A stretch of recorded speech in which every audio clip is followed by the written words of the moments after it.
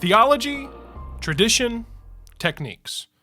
These tend to be the three main areas that really shape a church's approach to just about anything, from the way they actually pursue ministry, operate their church, and of course, do marketing. Now, of course, here on Church Media HQ, we're primarily talking about technique because that has to do with methodology and actually using media to reach your community and help the people of your church.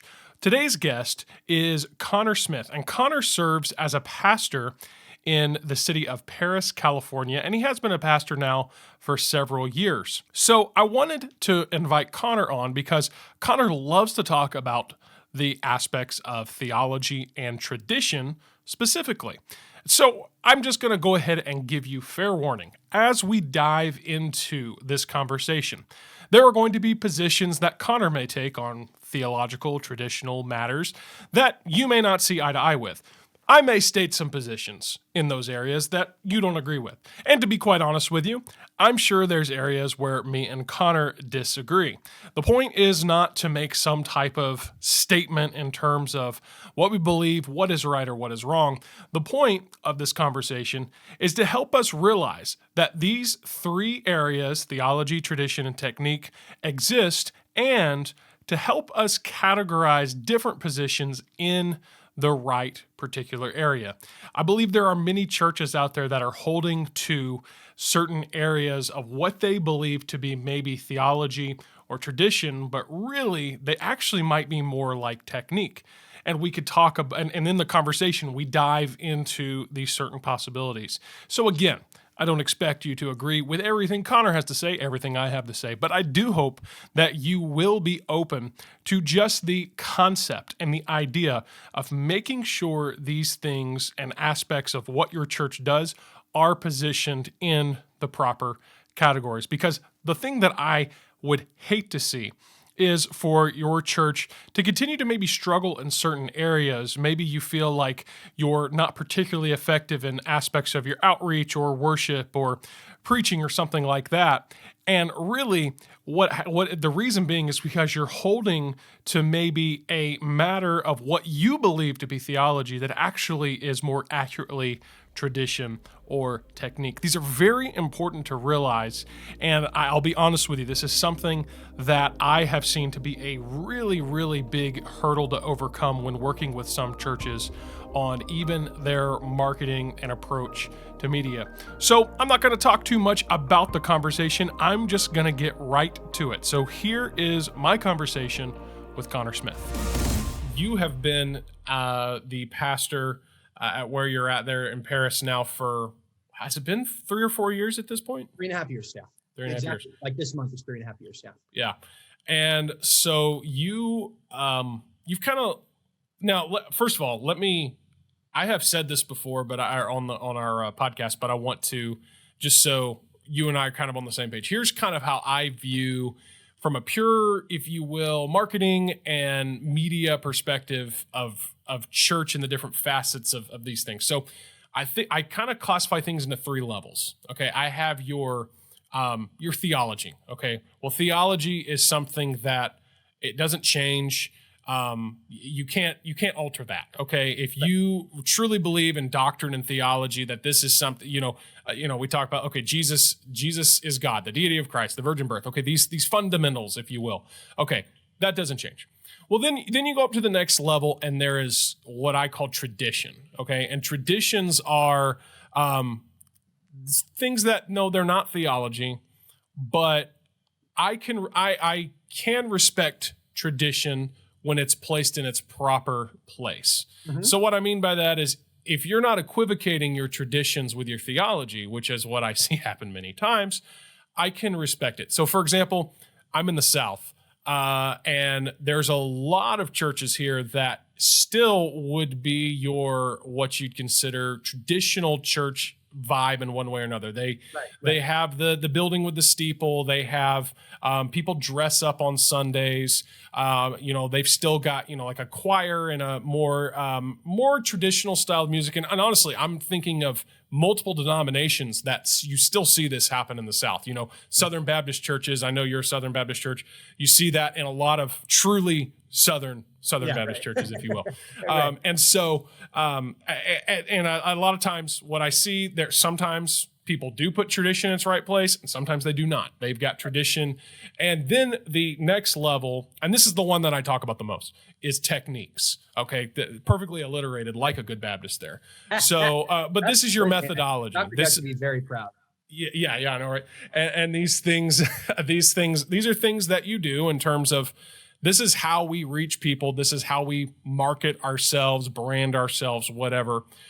So to give a difference here, like, for example, if you have a tradition of saying, well, at our church, we're just the more dressed up type church. Okay, that's fine. Okay. But then to say that, well, our church would, and this is something I hear pretty common from, again, I've heard this from churches in multiple denominations. A lot of it does tend to happen in the South, is to say, we're a church that would never do multiple Sunday services because, whatever, for whatever reason, fill in the blank. And, but hey, we'll raise millions of dollars to build another building, even though we're not going to fill it, once a week. But whatever. And that's a soapbox of mine. I'm not going to get on it right now.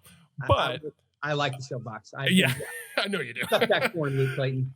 And so anyways, and then they put that, though, the reason they do that, well, somehow that gets lumped into the wrong category. It gets placed as a tradition or a theology or whatever. So anyways, I want to set up that context as we kind of maybe steer into this next discussion, because you have taken your church from when you came there, and I would say mostly in terms of technique, methodology, you've made a lot of changes. Maybe there's been some changes. And I think from what I've observed and what I've seen is that you have basically come along and put these things in their rightful place. You've said, this is our theology.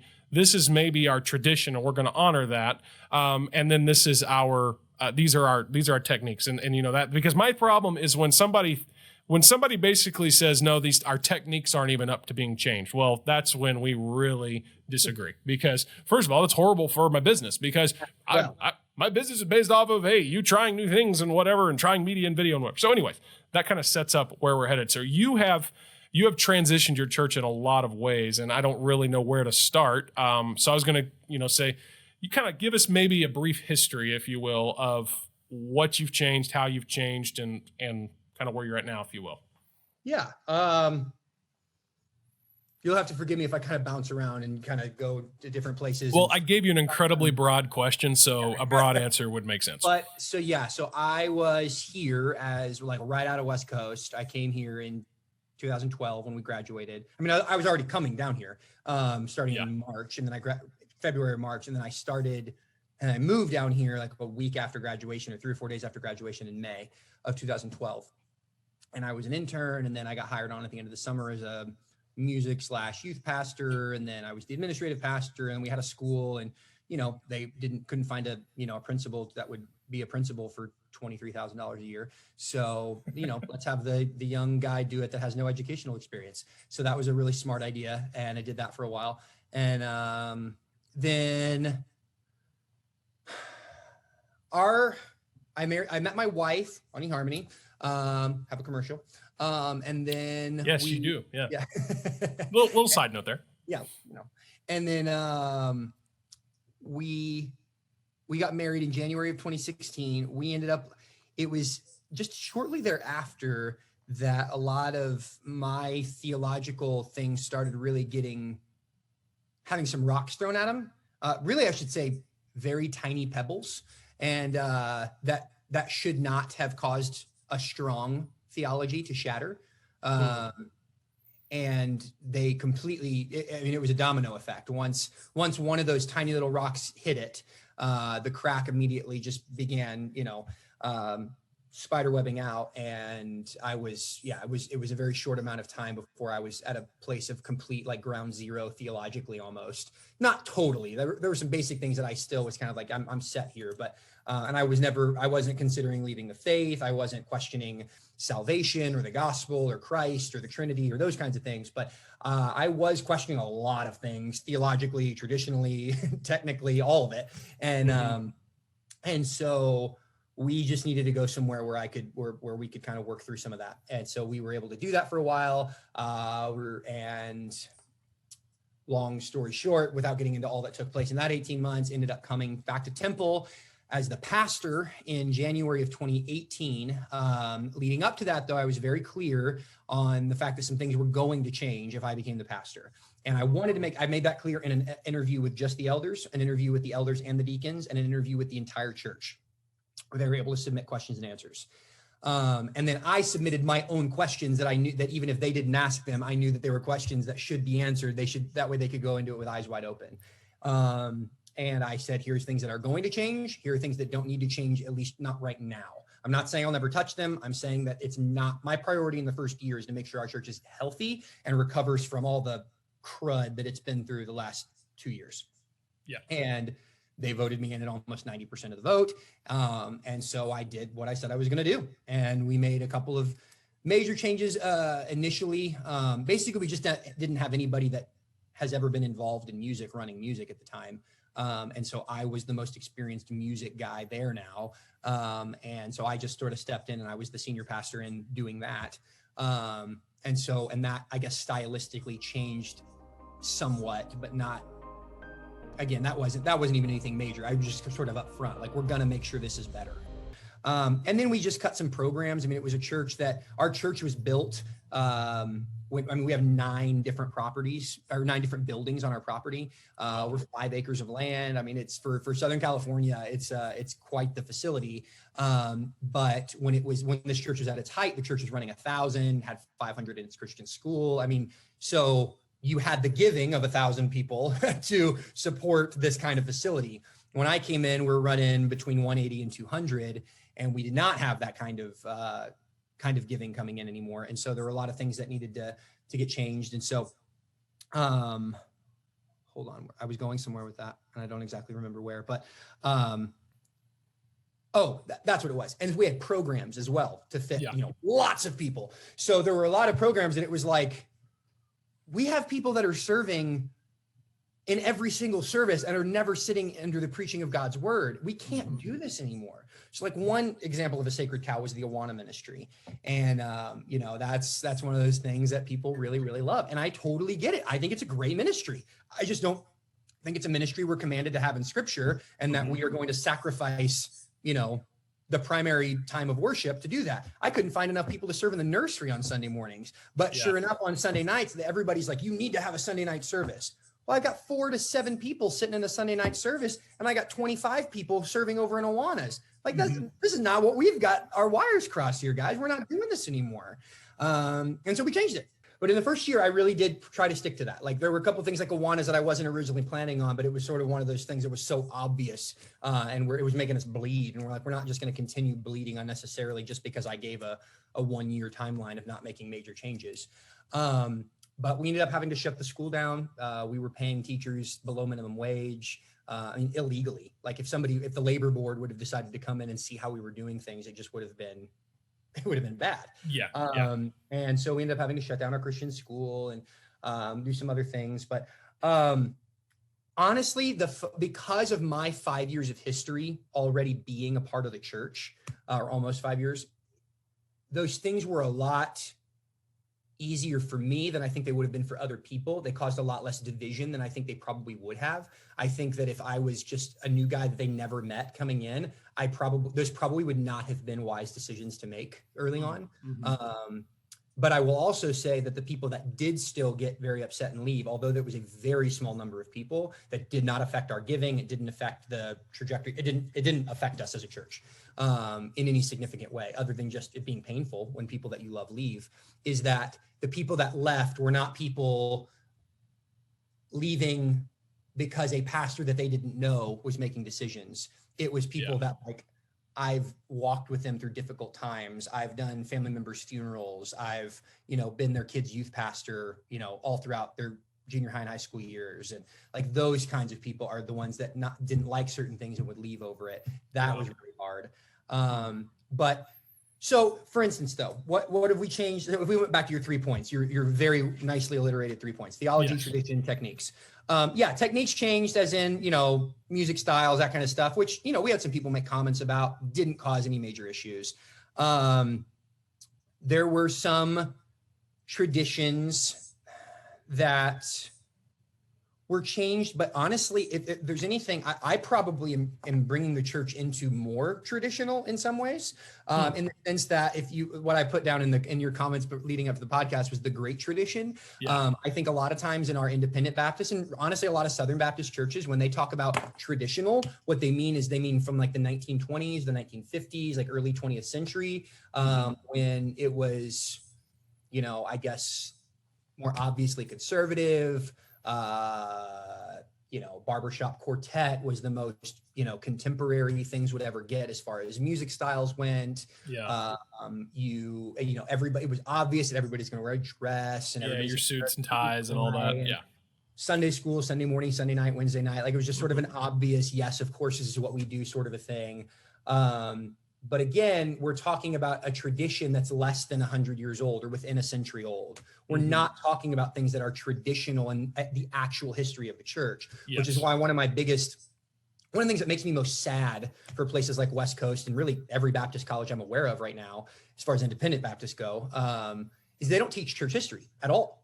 They teach no version of church history. They don't teach you about what happened in the first 600 years of the church. They completely skip over medieval history. They teach straight up false history through things like the Trail of Blood that are just verifiably false. Like they're just not true.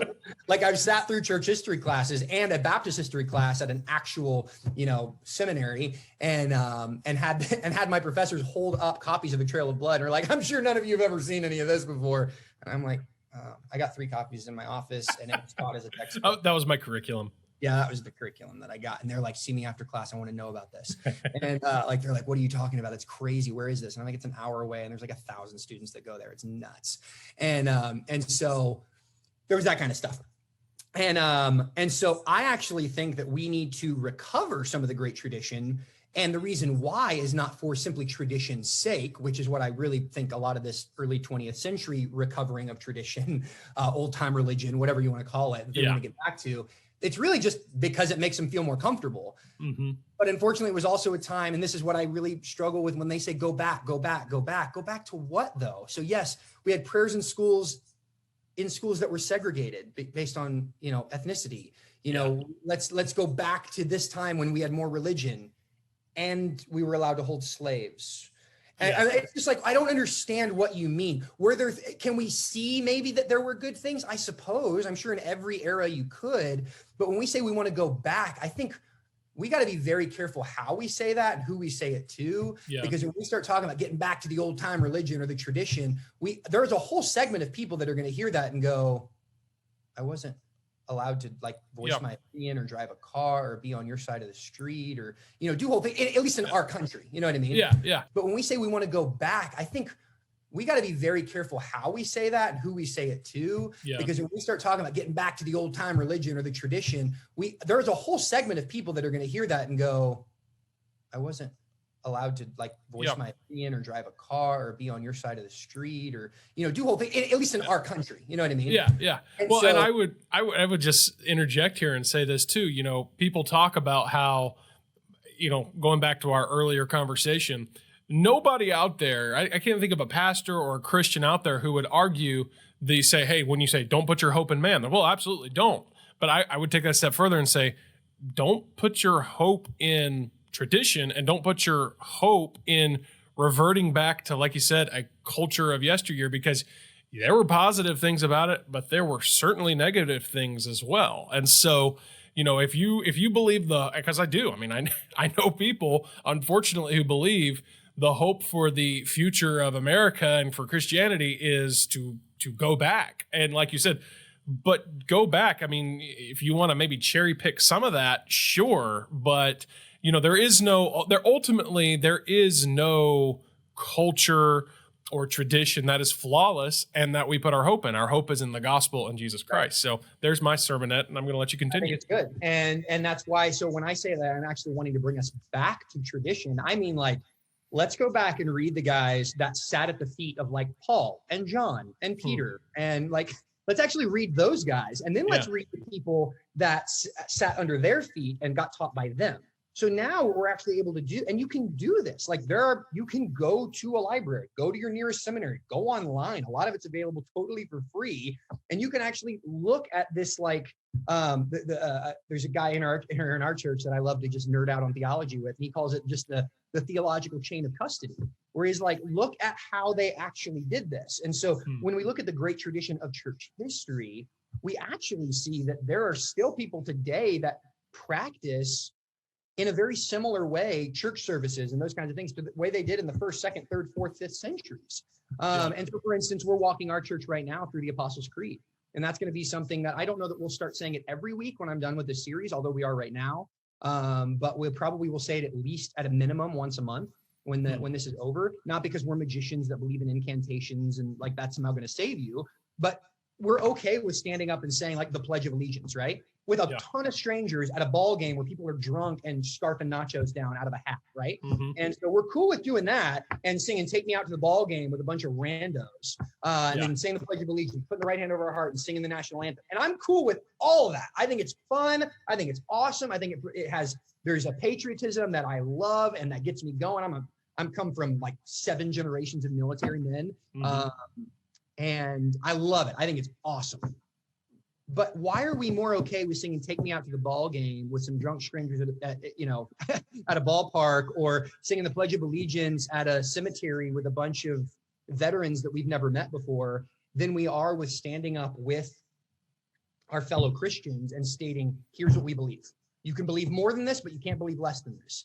Because nobody is naive enough to think that the Pledge of Allegiance or the national anthem contains all that we are as Americans, or contains the full exposition of the Constitution of the United States. We're saying, no, it's a summary. It's a quick way of saying, this is who we are. This is what we believe. There's more to it than this, but there's not less than this.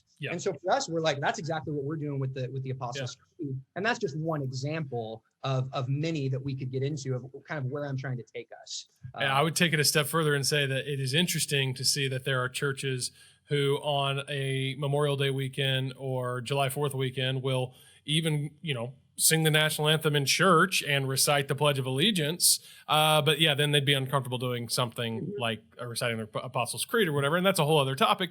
But, it's just kind of like, okay, like I'm not one of these like fully like, there's this, and we're not going to get into that debate of where patriotism belongs in the church. And I'm not going to tell people how to do that. But at the same time, can I say something really quick about that? Yeah. You can go for it. One cool statement that I heard that I thought was really great.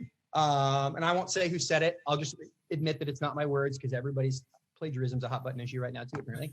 And is that he said, look, on 4th of July, for example, I hope that you go out, you wear your red, white, and blue.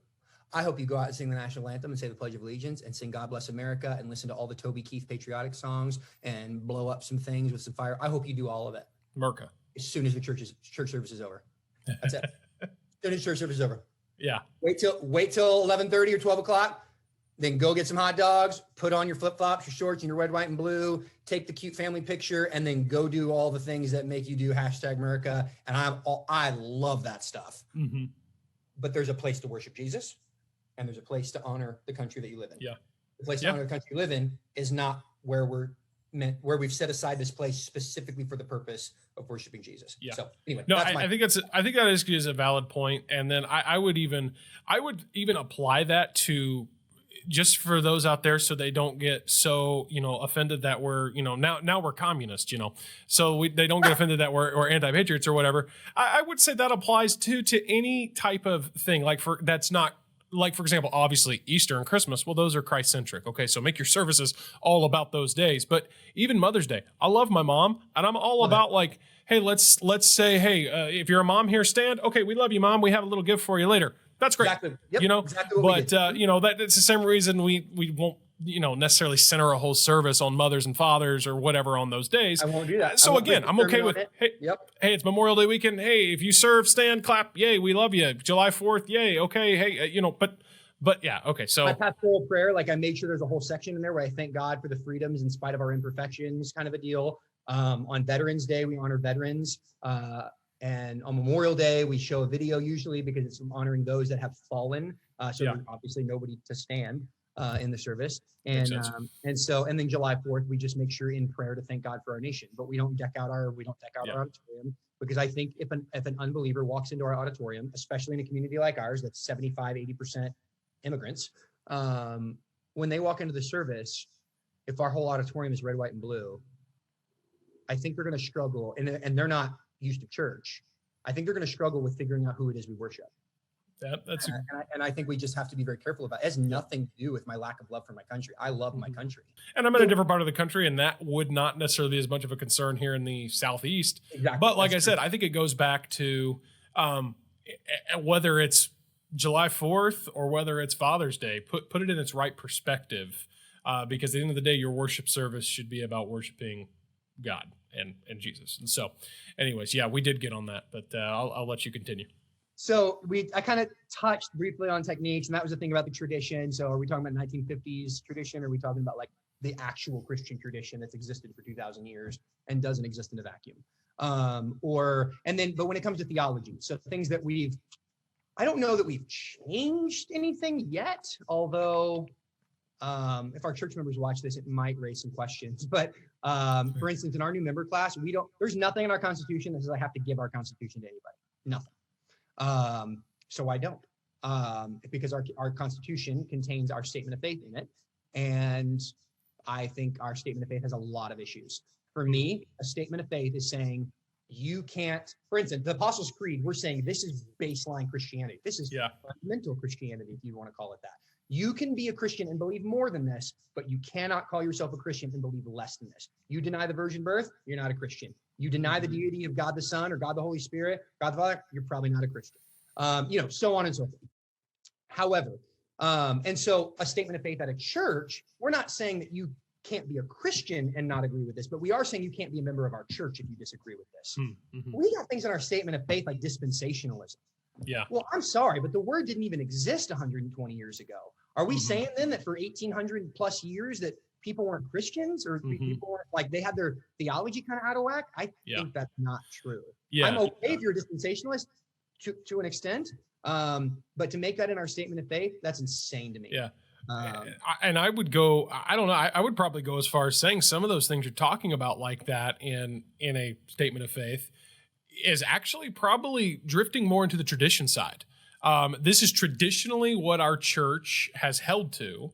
And so, but it's not core theology, and there's a lot of example. I mean, I'll even say, I would say that eschatology is in that. Some people are mid-trib, post-trib, but okay, look, at the end of the day, it's not going to change whether you are saved or not of what you believe on that. We're going to know everything we need to know about eschatology as soon as it happens. Yeah. And it's going to be great. Whatever it is, it's going to be great. Yeah. I heard somebody the other day, they were talking about, because they were actually talking about in another topic. They were in a debate with somebody about old earth versus new earth and whatever. And somebody spoke up and said, hey, you know what? We get really wrapped up in how it all started and how it all ends. And what we need to be focusing on is how it all happens right now and how we can, basically, I'm butchering their quote, but I mean, the way they said it, articulated, it was very interesting. The Old Testament is not vague about it, though. The point is very, very clear. And the point is not to make something that was written 6,000 years ago or 3,000 years ago or whatever, when Moses penned Genesis. The point was not to solve 21st century scientific debates. Yeah. You think that's what Moses was doing? Like that was his goal? That's what the Holy Spirit was inspiring him to do, was to argue with Christopher Hitchens or Bill Nye the Science Guy? Come on now. Yeah. We have better things to do. Yeah. There is a very basic point, and it's this. God did it all. Yep. It's all his. Yep. It's why I love the Apostles' Creed. I believe in God the Father Almighty, creator of heaven and earth. Really poetic way of saying he did it all. He made it all. Everything's his. There's not, or as Abraham Kuyper said, there's not one square inch in the entire universe over for which God does not point to and declare mine. It's his. He made it. He's responsible for it. I don't care what science comes up with. Not saying that I think faith and science are at odds, because I don't believe that. If science comes up with any verifiable scientific method facts, all that's going to do for me, and there's a book called The Lost World of Genesis 1 that says this really well, where he says all that would do, there's nothing in science that's going to shake my faith. All it would ever do is tell me, wow, that's how God did it. How cool. How cool that's is a great way of seeing it. Yeah. Like, now I know. Yeah. Now I know the specifics of how he did it. And if I don't know that, I still know that God did it. So it doesn't really matter. and all this is just so, I do find to have these conversations is really important, because we can't get so hung up, because there are people, man, they get hung up on these different facets and these different things. And it's like, whoa, back it up, man. Like that really, like, again, if you want to hold that as some type of personal tradition, conviction, whatever you want to call it, go for it. But, if you want to really spend your time and energy and life debating this and making and whatever, I don't really see what that accomplishes. And I definitely don't see what that accomplishes for the cause of Christ, Right. And so so when it comes to eschatology, when it comes to, creationism and all that kind of stuff, again, I'm going to take them back. This is why I think the great tradition is so important. And when I say that, I can almost draw this arrow between great tradition and theology, because it is that, where I can't do that with the 1950s culture thing that we're trying to do. Because what you're wanting us to get back to is a specific culture. But Christianity is so much bigger than one individual culture. And that's why I love the great tradition, big tent theology that I was talking about, because it allows for different cultures. It allows for differences in those kinds of things. But we still have some baseline things and that's why I love the Apostles' Creed. I think you can use other things. You can use the Nicene Creed, the Athanasian Creed, and we could talk about all that too. It's something I'm really nerding out on right now. I'm focusing that for my thesis in seminary, and thinking about pursuing education beyond that, maybe down the road. But are you working on a master's right now? I'm working on a master's with a thesis at Gateway Seminary right now. Gotcha. Yeah. Okay. Cool. Yeah. So, anyway, I don't think this means we don't ever look into this stuff. I think it's worthwhile to read. I love those 4 view books and 3 view books that show you, here's 4 views on Revelation. Here's 4 views on end times. Here's 4 views or 3 views on creation. Here's 3 views on the Holy Spirit. Here's all these. There's a whole series of them that are so helpful, because they take guys that are experts in each of and hold to each of those specific views.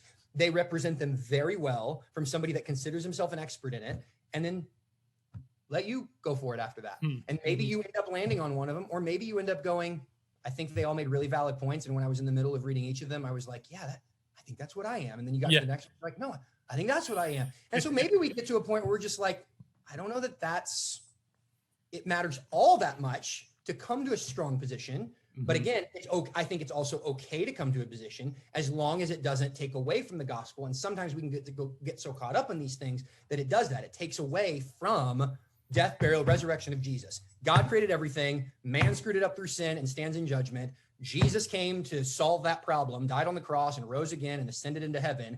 We simply need to respond in repentance and faith. That's it.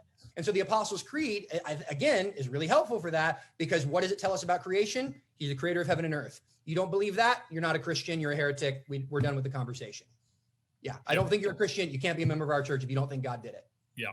Well, what if I'm not sure exactly how God did it? And that's fine. We've got people on our elder board that are young earth and some that are old earth. What about the pre-tribulational rapture? Again, very, very, very new position. And if that's what you want to hold, fine, as long as that doesn't make you a Chicken Little kind of a person. The sky is falling and everything's bad and it's just horrible. And, makes it us against the world and kind of a deal. Because the Apostles' Creed goes, he ascended into heaven and he sits at the right hand of the throne of God, the Father Almighty, from whence he shall come to judge the living and the dead. He's absolutely coming back, literally, physically, bodily. He's coming back. Yep. You deny that, we got a problem. Beyond that, don't really care what your position is on it. Yeah. As long as you're not going to divide my church over it, you can have your position. Yeah. So what I'm finding here, and it's what I had a feeling we would discover, is there is a lot of stuff, and I would just challenge anybody who's watching, listening, whatever. I would say what you're going to discover is that what what you may be holding, if you will, as theology might actually need to slip into tradition. And maybe what you're holding as tradition actually needs to slip into technique. So Al Mohler was actually the guy in 2016 I heard preach a message that really was one of the things that started my whole, like, the crack in the glass thing, threw that pebble at the glass. And it was like, oh, that makes a lot of sense. And I've never come back from that making a lot of sense. That still makes a lot of sense to me today. He had this sermon. There's a guy named Gavin Ortland who comes from a family of Presbyterians, and he's a Baptist, which I think is kind of cool. He's the only Baptist in his family, and he's up in Ojai, California, Perris.Church of Ojai. And he wrote a book. I think he used the term that Al Mohler uses in that sermon. I think it's called theological triage. And basically, and then the subtitle is something like figuring out which hills to die on. And so Al Mohler describes your positions as a Christian like a house or a neighborhood. And he's like, so listen, and then within that, he's like, look, there is good work, there is gospel work, and there is church work. He's like, so good work is like feeding the homeless or building a house for, sex trafficking victims or orphans or, I don't know, putting out a fire. And he's like, listen, if my house is on fire or if my neighbor's house is on fire, I don't care who's passing me the bucket. I don't care if you're a Presbyterian or a Baptist or non-denominational or Pentecostal or a Muslim or an atheist or an agnostic or somebody that thinks Christians should all be killed. Whatever. I don't care. If you're going to pass me the bucket of water to put the fire out, we can do good work together. No need for theological agreement on anything. We can go feed some hungry kids together. Let's do it. That's good work. Now, gospel work. We got to agree then at least on what the gospel is, what it does, what its ramifications are, all that kind of stuff. But I mean, and as many of the early fundamentalists showed, including Jack Hyles and guys like that, and until very recently, Clarence Sexton, just in the last few years, he still had Presbyterians coming and preaching at his church. Yeah. But you used to be able to see that a lot, actually, until they just got this very militant, hyper separatistic. That's probably not the right word, but mentality of things. And it was where, look, if we agree on, the guys who wrote the fundamentals of the faith that created the independent fundamental Baptist movement were of several different denominations, predominantly though Baptist and Presbyterians. And we have some major differences on some things like baptism and how we view the Lord's Supper and how our ecclesiology, how the church runs and is governed and all that kind of stuff. And yet I think it's perfectly acceptable to preach at a conference or to hold maybe an evangelistic event in the city or something like that with people from different denominations, as long as we agree on the gospel.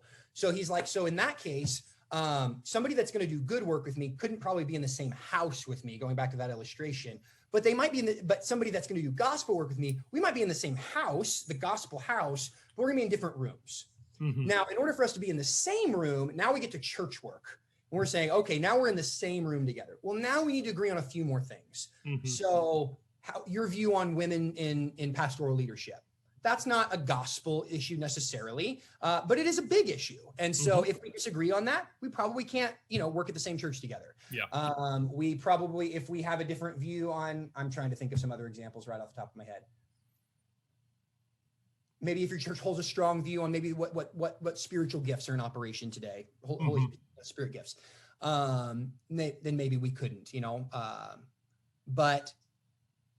and so you need to agree on a few more things. And so I think when we're able to think of things in those categories, it really helps us figure out, is this a hill worth dying on? Baptism. Yeah. Okay, that's a perfect example, obviously. Yep. How are we going, or how the church is governed? Are we more of a Presbyterian or Episcopal kind of church government? Are we more of a congregational Baptistic church government? Well, if we disagree on that, probably can't be at the same church. Mm-hmm. Doesn't mean we can't pastor churches right next door to each other, have breakfast, encourage one another, pray together, all that other stuff. I just think that's been a very helpful way for me to think through things and say, do I need to separate from this person? Is this a line that I need to draw in the sand? And really what that's caused me to do is actually say with a lot of independent Baptists, there actually are some lines I need to draw in the sand. Yeah. And areas where, I don't think, you may think you're separating from me, but I just don't think I can have anything to do with you actually. Not all of them, but at all. And the independence of them helps with that. But anyway, yeah. So that would be, going back to your theology, tradition, techniques, I think that was a good way to explain several things that I kind of had in mind for us to talk about today. Yeah, no, that's good. And like I said, what I hope is that even the most skeptic of person out there, if you will, that you realize that we're just trying to get you to think outside of the box a little bit, and sometimes we're afraid to challenge our tradition or even our techniques, and that's what I found is by and large there's some people in the middle, if you will, that they struggle to change their techniques, I'm sorry, they might struggle to change their tradition, but they're pretty whatever with their techniques. But most people I found are they either kind of put everything on that theological level to where it's like nothing can change. That's typically what I see with those who are resistant, and so. That would be my argument. And I would say this, and what I've seen is, like I said, I don't know if I said this at the beginning, but wherever you're at on it, your theology, your true theology, like I said, the core theology, that should never change. Should never, ever change. You should never change it. Your traditions, I would argue that they need to, if they're going to change, you need to obviously have good reason, and you need to be respectful, and you need to be gradual. Because if somebody, especially if you're in a church or somewhere where maybe your predecessor or whatever, they have taught tradition as theology, well, you've got a real long road ahead of you. Guys like me, we didn't change, like that didn't happen for me just overnight. Yeah. Like there was a lot that hit right away, but it can be easy for me to just be really impatient, like with people in my church and other, especially older people as well sometimes. And I'm young and I'm energetic and I'm passionate. So I'm like, come on, let's just go, let's do it. But I have to realize that God was very patient with me. And there were a lot of people that were probably like, you're a punk and you don't know what you're talking about. And you're a little bit too excited and you don't have enough life experience to know that, maybe you need to calm down a little bit. Yeah. And so people were patient with me. God was certainly patient with me. And we've got to be willing to, when it comes, especially those tradition things, I would just simply caveat that with, as long as they're traditions that don't hurt people. I've been in churches where the tradition was interracial marriage is a sin and it's harmful to children and all this other stuff. Well, that's a tradition that should probably die like on the first day of your pastorate. Yeah, and exactly. you need to be willing to call sin. Yeah. And that's sinful, and that goes against what Galatians talks about and the way Paul presents the gospel all throughout the New Testament and all these other things. He's torn down those dividing walls, those kinds of things. But yes, when it comes to Bible versions, music styles, all that kind of stuff, be patient because somebody was probably patient with you. Yeah, and I would even go as far to say on that, and I'm glad you made that clear, that obviously, like, if this is a problem and people are being hurt and abused and for whatever reason because a tradition is in place, well, that's no longer up for debate, so kill that. Yeah, exactly. But and I would even go as far to say that, like, if you find that, like I said, you tradition, every church is honoring tradition to some extent, just the fact that pretty much every church out there, unless you're a Seventh-day Adventist, meets on Sunday. That is actually tradition. Okay, I know we have it's the day Jesus resurrected or whatever, but your church could meet on Saturday or Monday or whatever, and you'd be fine.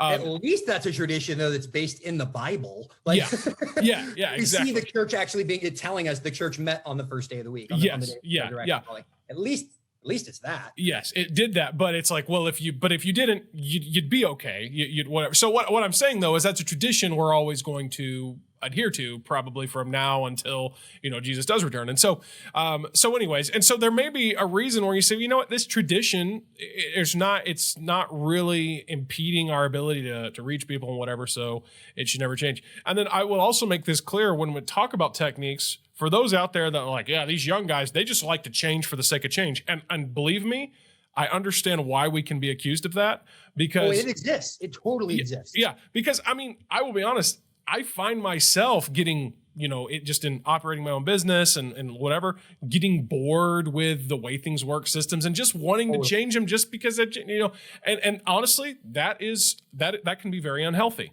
That can be very detrimental to the growth of your organization or whatever. So I would say, even with techniques, I'm not saying change that every week and every day. No, but you do need to reevaluate your techniques regularly, and you need to change what isn't working anymore or improve what needs to be improved. That's a great point. And so going back to my context, for example, like when this church was started, It was one little building on a dirt road with dirt potato fields all the way around it. Less than 2,000 people lived in the whole city. Wow. And they were predominantly white Mormon families. So doing ministry in that context is going to look a lot different than doing ministry now in a city where now we're the main street in town. Everybody that lives in Perris passes by our church almost every single day. Lots of them are homeless. We have 80,000 people in our city now. There are no potato fields left. Warehouse industry is, exploding, and there's tons of pollution in the air. 75% Hispanic, another 11%, I think, African American, and then whatever else is left in the 100%. Is just white people and Asian people and Pacific Islanders and Native American and everything else. Like that's what it is. Very different context of ministry. So techniques are probably going to look different. Not probably, they need to look different. Absolutely. If your church is not going to die. And that's something when we look at the great tradition, we see that all the time. We see that all the time. We can go back and look at Augustine, and we can look at Gregory of Nazianzus, and we can look at Basil, and we can look at Origen and Tertullian and all these other names of like these really, really old people. And we see them contextualizing ministry to some extent. There were things that didn't change. They held to the same creeds and the same confessions and the deity of Christ and all this other stuff. But there was contextual ministry. A lot of homeless and hunger ministry because you didn't have grocery stores and all that kind of stuff like we have today. Anyway, there was contextualization while staying extremely traditional in like their liturgical forms of worship. So what I'm getting at is I don't want anybody to get the idea right that I would promote change for the sake of change, and that I would say to be reckless in any changes that you make. Because even if you're shifting a like I said, you're getting your, obviously, like I said, talk about going back to that statement of faith. Well, even shifting some of that commonly, statement of faith, I can understand why people are going to make that synonymous with theology just because of the nature of what it's associated with. So by having to shift, if you will, some of that to your tradition side, right. That's going to be anything that is in that vein. That. We haven't changed. Yeah. By the way, that's why, and that's exactly why. That's exactly. Why. And sometimes you have to ask yourself of like, is it worth it? Because I would never say, and I'm sure you would agree with me here, I would never say to, do something that's going to intentionally upset people and be reckless, and I mean, like, because you've seen these young pastors come in and, just within, weeks trying to change everything, they're kicked out quickly or they wind up splitting the church and it gets really messy.